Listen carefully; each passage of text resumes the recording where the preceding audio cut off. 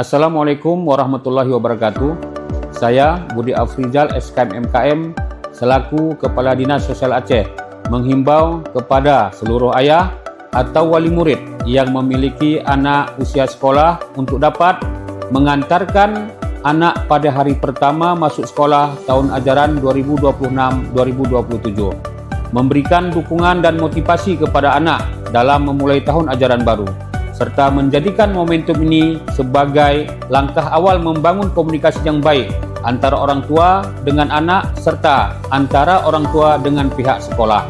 Besar harapan kami agar semua pihak dapat berpartisipasi aktif dan menyukseskan gerakan ini. Ayo menjadi ayah teladan. Ayah terlibat, generasi hebat. Wassalamualaikum warahmatullahi wabarakatuh.